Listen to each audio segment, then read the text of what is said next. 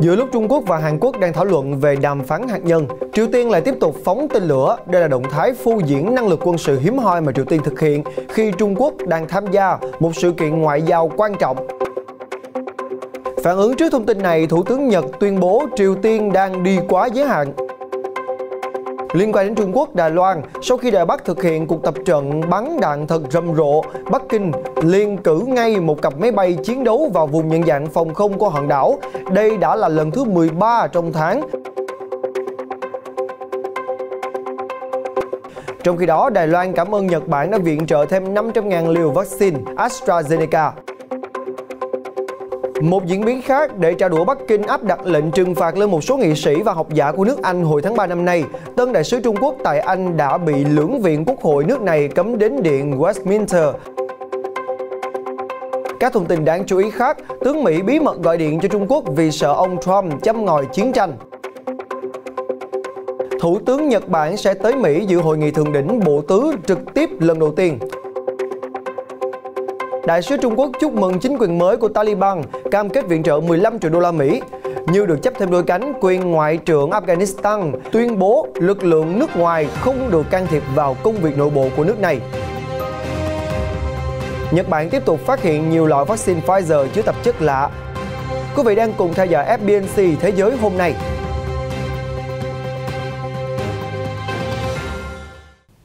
Xin chào quý vị đang cùng theo dõi FBNC Thế giới hôm nay. Mở đầu chương trình ngày hôm nay với thông tin, ngày 15 tháng 9, Bộ trưởng Ngoại giao Trung Quốc Vương Nghị đã đến Hàn Quốc để thảo luận về đàm phán hạt nhân đang bị đình trệ liên quan tới Bình Nhưỡng. Tại cuộc gặp, Tổng thống Hàn Quốc Moon Jae-in nói với ông Vương rằng ông đánh giá cao vai trò của Trung Quốc trong việc thúc đẩy nỗ lực ngoại giao quốc tế để giải quyết bế tắc hạt nhân của Triều Tiên, đồng thời yêu cầu Bắc Kinh tiếp tục hỗ trợ. Đáp lại thì ông Vương kêu gọi tăng cường quan hệ song phương giữa Bắc Kinh và Seoul. Văn phòng Tổng thống Moon Jae-in cho biết rằng chính phủ Hàn Quốc dự kiến tổ chức một cuộc họp Hội đồng An ninh Quốc gia đột xuất ngay sau đó. Giữa lúc Trung Quốc và Hàn Quốc đang tham gia thảo luận thì Hội đồng Tham mưu trưởng Liên quân Hàn Quốc JCS đã ra thông báo Triều Tiên đã phóng 2 tên lửa đạn đạo từ bờ biển phía đông nước này ra biển Nhật Bản. Quân đội Hàn Quốc không cung cấp thêm thông tin chi tiết như loại tên lửa cũng như là tầm bắn của tên lửa này. Vụ phóng diễn ra chỉ vài ngày sau khi Triều Tiên thông báo thử thành công một tên lửa hành trình tầm xa mới hồi cuối tuần trước và gọi đây đó chính là một vũ khí chiến lược có tầm quan trọng lớn. Theo các chuyên gia, Triều Tiên dường như đang sử dụng các vụ thử tên lửa lặp đi lặp lại này để gây thêm áp lực đối với Mỹ, buộc Washington phải xem xét giảm nhẹ các lệnh trừng phạt nhằm vào Bình Nhưỡng. Trước sự kiện Triều Tiên phóng tên lửa, Thủ tướng Nhật Bản Yoshihide Suga đã bày tỏ quan ngại sâu sắc đối với hòa bình và tình hình an ninh trong khu vực, đồng thời lên án mạnh mẽ Triều Tiên đã đi quá giới hạn trong sự việc lần này. Tuyên bố trên được đưa ra sau khi cảnh sát biển Nhật Bản cho biết đã tìm thấy một vật thể có thể là tên lửa đạn đạo được bắn từ Triều Tiên bên ngoài vùng đặc quyền kinh tế của nước này. Ông Suga cho biết cũng sẽ tổ chức một cuộc họp khẩn cấp với Ủy ban An ninh Quốc gia để thảo luận về vấn đề này. Chuyển sang các tin tức khác liên quan đến Trung Quốc, vào ngày 15 tháng 9, cuộc diễn tập gìn giữ hòa bình chung đa quốc gia đầu tiên do Trung Quốc dẫn đầu đã chính thức khép lại. Tham gia vào cuộc diễn tập kéo dài 10 ngày lần này có khoảng 1.000 binh sĩ từ Trung Quốc, Pakistan, Mông Cổ và Thái Lan, diễn ra tại một căn cứ huấn luyện của Quân Giải phóng Nhân dân Trung Quốc ở thị trấn Trú Mã Điếm thuộc tỉnh Hà Nam, miền Trung của nước này, có tên gọi khác là Set Destiny 2021. Cuộc diễn tập này có mục đích là nhấn mạnh vị thế của Trung Quốc là người bảo vệ vững chắc cho hòa bình và trật tự quốc tế. Ngoài ra, cuộc tập trận cũng nhằm mục đích phô trương khí tài quân sự của Trung Quốc. Hầu như quân đội nước ngoài tham gia huấn luyện đều sử dụng vũ khí và thiết bị quân sự của Bắc Kinh. Trung Quốc luôn bác bỏ lo ngại của các nước láng giềng và Mỹ về ý định quân sự của mình, ngay cả khi nước này thường xuyên tập trận gần Đài Loan và tuyên bố chủ quyền tại Biển Đông. Vào chiều ngày 14 tháng 9 vừa qua, một cặp máy bay chiến đấu của Trung Quốc đã tiến vào vùng nhận dạng phòng không của Đài Loan ADIZ, đánh dấu lần xâm nhập thứ 13 trong tháng này. Đáp lại, Đài Loan đã cử máy bay phát cảnh báo vô tuyến và triển khai hệ thống tên lửa phòng không để theo dõi các máy bay của Trung Quốc. Theo cơ quan phòng vệ Đài Loan MND, 2 máy bay chiến đấu của lực lượng không quân giải phóng nhân dân Trung Quốc đã được phát hiện bay vào rìa Tây Nam ADIZ của Đài Loan vào ngày 14 tháng 9. Vụ xâm nhập này đánh dấu lần thứ 13 liên tiếp máy bay Trung Quốc bay vào vùng ADIZ của Đài Loan trong tháng này. Kể từ tháng 9 năm ngoái, Bắc Kinh đã tăng cường chiến thuật vùng xám bằng cách thường xuyên đưa máy bay vào vùng nhận dạng phòng không của Đài Loan và hầu hết những lần xâm nhập đều diễn ra ở góc Tây Nam của khu vực này. Chiến thuật vùng xám là những hành vi cao hơn hoạt động răn đe thông thường nhằm đạt được các mục tiêu an ninh, nhưng vẫn nằm dưới ngưỡng có thể gây ra các phản ứng vũ trang. Trong khi đó, tại Đài Loan, cũng trong ngày 14 tháng 9, Nhật Bản thông báo sẽ viện trợ bổ sung 1,3 triệu liều vaccine AstraZeneca phòng Covid-19 cho các đối tác châu Á. Trong đó, thì Đài Loan sẽ nhận được 500.000 liều. Đây là lô vaccine AstraZeneca thứ 5 mà Nhật Bản đã cung cấp cho hòn đảo kể từ tháng 6 vừa qua. Đáp lại, cơ quan ngoại giao Đài Loan MOFA cho biết rằng hòn đảo một lần nữa bày tỏ lòng biết ơn chân thành đối với Nhật Bản vì đã không ngừng hỗ trợ họ trong việc chống lại đại dịch Covid-19. MOFA cho biết rằng trong một tuyên bố, đối mặt với những mối đe dọa và thách thức nghiêm trọng, cả Đài Loan và Nhật Bản đã thể hiện một tình hữu nghị bền chặt và vô giá bằng cách mở rộng vòng tay giúp đỡ lẫn nhau. Đó là cơ sở để hai bên tiếp tục làm sâu sắc hơn mối quan hệ hữu nghị và cùng nhau hợp tác trong các lĩnh vực y tế công cộng và phòng chống dịch bệnh. Chuyển sang một thông tin liên quan đến mối quan hệ giữa Anh và Trung Quốc. Mới đây thì ông Zhang Zheguang, tân đại sứ Trung Quốc tại Anh, đã bị lưỡng viện Quốc hội Anh cấm đến Điện Westminster. Đây là động thái được cho là để trả đũa vì chính quyền Bắc Kinh áp đặt lệnh trừng phạt lên một số nghị sĩ và học giả của nước Anh hồi tháng 3 năm nay. Sau cuộc gặp mặt giữa Chủ tịch Hạ viện Anh Lindsay Hoyle với nhóm các nghị sĩ nằm trong diện bị Trung Quốc áp lệnh trừng phạt, cùng với một thỉnh nguyện thư từ nhóm nghị sĩ này, ông Hoyle đã đưa ra quyết định cấm ông Trịnh Trạch Quang, tân đại sứ Trung Quốc tại Anh. Chủ tịch Thượng viện Anh John McFaul cũng bày tỏ sự ủng hộ đối với quyết định này, đồng nghĩa với việc tân đại sứ của Trung Quốc tại Anh sẽ không thể tham gia những hoạt động gặp gỡ với các nhà lập pháp tại Điện Westminster trong thời gian tới. Chủ tịch Hạ viện Anh Lindsay Hoyle cho biết thêm, lệnh cấm này chỉ là tạm thời và sẽ duy trì cho đến khi chính quyền Bắc Kinh có quyết định dỡ bỏ các lệnh trừng phạt được đưa ra hồi tháng 3 với mục đích trả đũa việc Anh áp đặt lệnh trừng phạt với những cá nhân tại Trung Quốc mà nước này nhận định phải chịu trách nhiệm cho những cáo buộc vi phạm nhân quyền tại Tân Cương. Chuyển sang các tin tức liên quan đến Mỹ, thưa quý vị, vào ngày 14 tháng 9 vừa qua, ông Kato Katsunobu, Chánh Văn phòng Nội các và Ngoại trưởng Nhật Bản xác nhận rằng Thủ tướng Yoshihide Suga sẽ tham dự hội nghị thượng đỉnh nhóm bộ tứ gồm Mỹ, Nhật Bản, Ấn Độ và Úc, dự kiến diễn ra vào ngày 24 tháng 9 tới đây tại Nhà Trắng. Với mục đích tăng cường hơn nữa quan hệ đồng minh Nhật Bản-Mỹ và thúc đẩy hợp tác giữa 4 nước thành viên, Thủ tướng Suga dự kiến sẽ thăm Washington và tham dự hội nghị quan trọng này. Ông Kato cũng cho biết rằng Nhật Bản hy vọng các nhà lãnh đạo của 4 nước sẽ có được những trao đổi thẳng thắn về các vấn đề mà cộng đồng quốc tế và khu vực đang phải đối mặt, như là thúc đẩy khu vực Ấn Độ Dương-Thái Bình Dương tự do và rộng mở, cũng như là các chính sách ứng phó với dịch bệnh Covid-19. Và cũng trong ngày 14 vừa qua, thì tờ Washington Post cũng đã đưa tin tướng Mark Milley, Chủ tịch Hội đồng Tham mưu trưởng Mỹ, đã bí mật cuộc gọi điện dành cho đồng cấp Trung Quốc 2 lần vì lo ngại Tổng thống Donald Trump khi đó sẽ có thể châm ngòi chiến tranh với Trung Quốc sau khi thất bại trong cuộc đua tái tranh cử. Cụ thể là vào ngày 30 tháng 10 năm 2020, 4 ngày trước khi cuộc bầu cử Tổng thống Mỹ diễn ra, cuộc gọi lần 2 được thực hiện vào ngày 8 tháng 1, 2 ngày sau khi những người biểu tình ủng hộ ông Trump tràn vào tòa nhà Quốc hội Mỹ. Trong 2 cuộc gọi, thì ông Milley đã bảo đảm với ông Lý rằng tình hình Mỹ vẫn ổn định và không tiến tới một cuộc tấn công. Nếu có tấn công, thì ông Milley nói sẽ cảnh báo phía Trung Quốc trước. Bài báo này dựa trên cuốn sách Peril của 2 nhà báo là Bob Woodward và Robert Costa, trong khi họ nói rằng họ đã phỏng vấn 200 nguồn tin. Dự kiến cuốn sách sẽ được công bố trong tuần sau. Đáp lại, ông Trump nói rằng câu chuyện này là bịa đặt. Ông nói nếu câu chuyện là sự thật thì tướng Milley có cần phải bị xét xử với tội phản quốc. Văn phòng của ông Milley đã từ chối bình luận về thông tin này. Thưa quý vị, theo Reuters, Ngoại trưởng Mỹ Antony Blinken sẽ chủ trì một cuộc gặp trực tuyến vào tối thứ Sáu tới 17 tháng 9 với các đối tác Israel, các tiểu vương quốc Ả Rập Thống Nhất UAE, Bahrain và Morocco nhằm kỷ niệm 1 năm ký thỏa thuận hòa bình Abraham. Sự kiện này được coi là sự thể hiện công khai sự ủng hộ của Mỹ dưới thời chính quyền Tổng thống Joe Biden đối với thỏa thuận Abraham vốn được ký bởi chính quyền tiền nhiệm và được coi là một trong những thành tựu ngoại giao của cựu Tổng thống Donald Trump. Các tiểu vương quốc Ả Rập Thống Nhất cùng với Bahrain và Maroc là những nước Ả Rập đầu tiên trong nhiều thập kỷ qua ký hiệp định Abraham để bình thường hóa quan hệ với Israel với sự trung gian của chính quyền cựu Tổng thống Mỹ Donald Trump. Ngày 14 tháng 9, Bộ Ngoại giao Mỹ cho biết Ngoại trưởng Antony Blinken sẽ có cuộc họp trực tuyến vào ngày 17 tháng 9 tới với những người đồng cấp của Israel và 3 nước Ả Rập nhân dịp kỷ niệm 1 năm bình thường hóa quan hệ giữa các nước này. Một người phát ngôn Bộ Ngoại giao Mỹ cho biết Ngoại trưởng Antony Blinken sẽ có cuộc họp trực tuyến vào ngày 17 tháng 9 với những người đồng cấp của Israel và 3 nước Ả Rập nhân dịp kỷ niệm 1 năm bình thường hóa quan hệ giữa các nước này, đồng thời thảo luận những cách thức tiếp tục tăng cường quan hệ và xây dựng một khu vực thịnh vượng hơn. Tuy nhiên, việc các nước Ả Rập bình thường hóa quan hệ với Israel bị chỉ trích là trái với tinh thần của sáng kiến hòa bình Ả Rập ký vào năm 2002, trong đó quy định các nước Ả Rập chỉ bình thường hóa quan hệ với Israel sau khi nước này chấm dứt chiếm đóng các vùng đất của Ả Rập và Palestine, cũng như phải đảm bảo hòa bình cho Palestine. Phía Palestine cho rằng xu hướng bình thường hóa quan hệ với Israel hiện nay sẽ làm đảo lộn tiến trình hòa bình Trung Đông và tước đi quyền được sống trong hòa bình của người dân nước này. Liên quan đến tình hình viện trợ cho Afghanistan, mới đây Liên Hiệp Quốc đã kêu gọi các nước đã cam kết viện trợ 1,2 tỷ đô la Mỹ cho nước này hãy nhanh chóng giải ngân để cứu trợ lương thực, chăm sóc sức khỏe và bảo vệ người dân. Người phát ngôn của Tổng thư ký Liên Hiệp Quốc Antonio Guterres, ông Stefan Dujarric, cũng đã cho biết cam kết viện trợ này được đưa ra tại một hội nghị cấp cao do Tổng thư ký Guterres chủ trì ở Geneva, Thụy Sĩ vào ngày 13 tháng 9. Ông Dujarric cũng đã khẳng định Liên Hiệp Quốc và các đối tác nhân đạo sẽ tiếp tục viện trợ cho hàng triệu người đang cần giúp đỡ Afghanistan. Ông cho biết thêm một số tổ chức cứu trợ đã chuyển hàng viện trợ đến người dân Afghanistan bằng đường bộ từ thành phố Mazar-i-Sharif đến thành phố Maymana, từ thủ đô Kabul tới thành phố Jalalabad.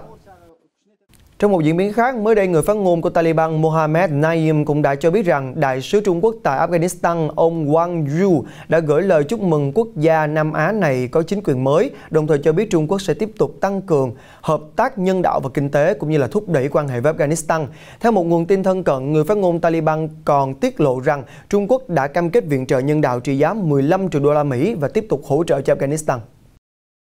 Trước những hoài nghi của thế giới về các cam kết mà Taliban đã đặt ra khi thành lập chính quyền mới, mới đây thì quyền Bộ trưởng Ngoại giao của chính phủ lâm thời Afghanistan, ông Amir Khan Muttawi cũng đã lên tiếng cảnh báo rằng tất cả các vấn đề như là thời gian thành lập chính phủ chính thức, khi nào tổ chức bầu cử đều là các vấn đề nội bộ của nước này và yêu cầu các lực lượng nước ngoài không nên can thiệp vào. Đồng thời, ông cũng kêu gọi các quốc gia và tổ chức quốc tế loại bỏ các quan chức chính phủ do Taliban bổ nhiệm khỏi danh sách khủng bố của họ càng sớm càng tốt. Ngoài ra, thì ông Muttawi cũng đã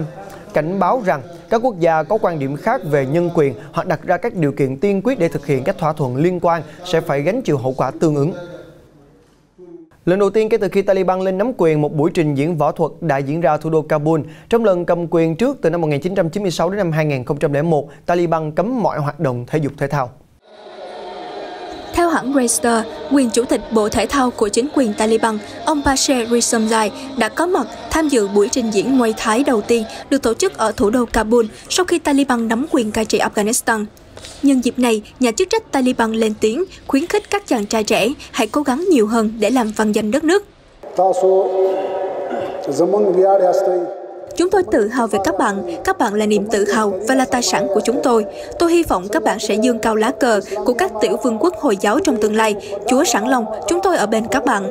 Muay Thái hay quyền Anh Thái là môn thể thao quốc gia và môn võ văn hóa của Thái Lan và hiện rất phổ biến ở Afghanistan. Bộ môn này được phát triển cách đây vài trăm năm như một hình thức cận chiến sử dụng toàn bộ cơ thể làm vũ khí. Vào tháng 12 năm 2019, các võ sĩ Muay Thái người Afghanistan đã giành được 3 huy chương vàng tại một cuộc thi do Liên đoàn Muay Thái Uzbekistan tổ chức.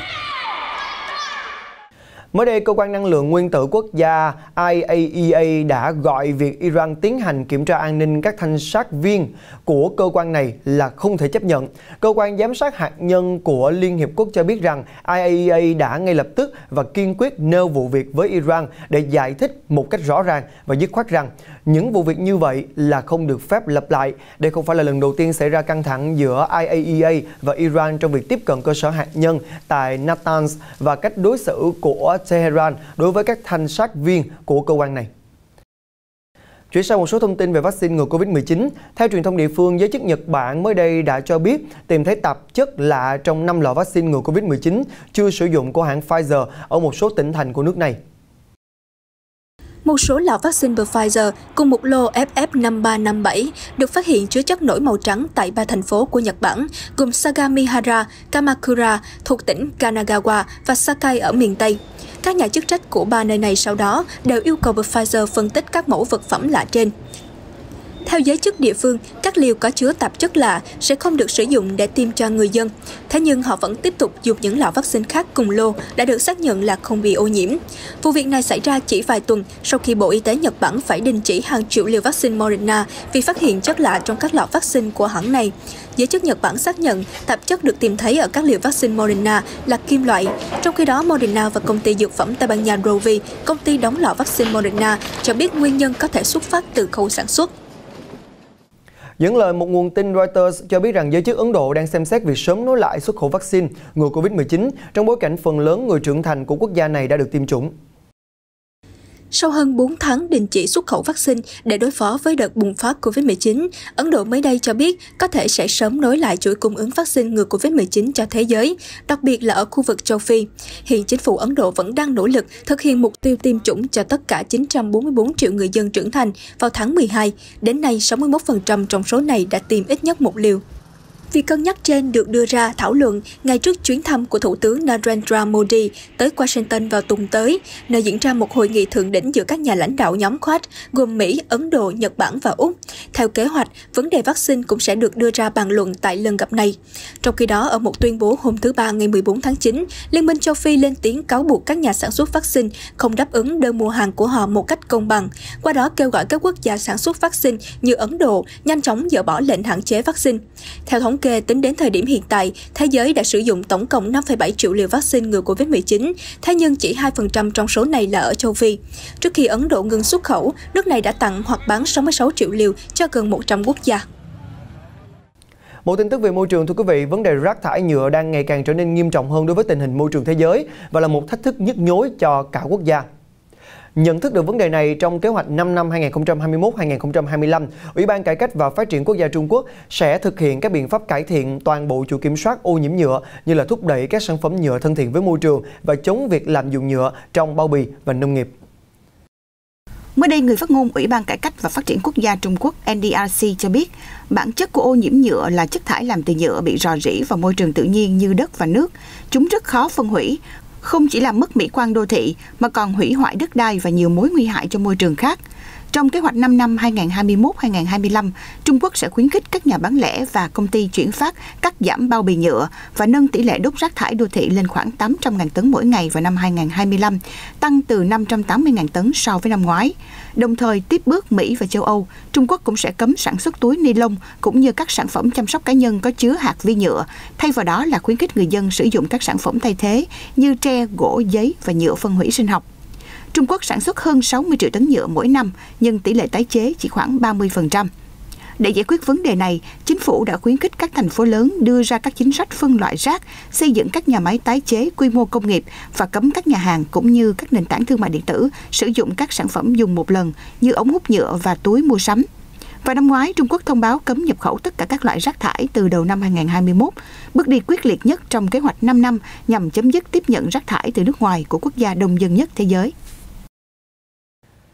Xin được chuyển sang một số thông tin thú vị khác. Vương tử Anh Harry, công tước xứ Sussex, đã chính thức bước sang tuổi 37 vào ngày hôm qua 15 tháng 9. Có nhiều thông tin cho rằng anh sẽ tổ chức buổi sinh nhật riêng tư với vợ và 2 con nhỏ trong căn biệt thự của mình. Sinh năm 1984 và có tên đầy đủ là Henry Charles Albert David, công tước xứ Sussex là con trai thứ út của Thái tử Charles và người vợ đầu tiên là Diana, người đã chết trong vụ tai nạn ô tô ở Paris vào năm 1997. Vương tôn Harry là cháu trai của nữ hoàng Elizabeth đệ nhị và xếp thứ 6 trong danh sách kế vị ngai vàng Vương quốc Anh. Sau khi rút khỏi nhiệm vụ hoàng gia, công tước xứ Sussex đã chuyển đến Nam California cùng với vợ là Meghan và con trai Archie. Cặp đôi sau đó đã chào đón con gái Lilibet Diana vào tháng 6 năm 2021. Quý vị thân mến, danh thắng nổi tiếng Stonehenge của nước Anh, nơi nhiều người cho rằng do người ngoài hành tinh xây dựng, đang bắt đầu được tu sửa từ ngày 14 tháng 9 vừa qua. Theo tổ chức thiện nguyện English Heritage Anh, dự án bảo tồn công trình tượng đài cự thạch Stonehenge gần Amesbury ở Anh sẽ giải quyết các vết nứt, lỗ hổng đang ngày càng lớn do xói mòn gây ra tại danh thắng này, cũng như tập trung gia cố những sửa chữa trước đó được phát hiện bằng phương pháp quét tia laser. Stonehenge, di sản được Tổ chức Khoa học Giáo dục và Văn hóa Liên Hợp Quốc UNESCO công nhận là một trong những công trình tượng đài cự thạch thời kỳ đồ đá và thời kỳ đồ đồng nổi tiếng nhất thế giới. Đây là quần thể công trình có niên đại khoảng 4.500 năm, với vòng tròn đá độc nhất vô nhị về mặt cấu trúc lẫn sự sắp đặt. Quần thể này bao gồm 82 đài tưởng niệm nhỏ, 30 khối đá trọng lượng 25 tấn mỗi khối và 5 tảng đá lớn có khối lượng nặng lên đến 50 tấn. Thông tin vừa rồi cũng đã khép lại FBNC Thế giới hôm nay. Quang Huy cảm ơn quý vị đã quan tâm theo dõi. Xin chào và hẹn gặp lại.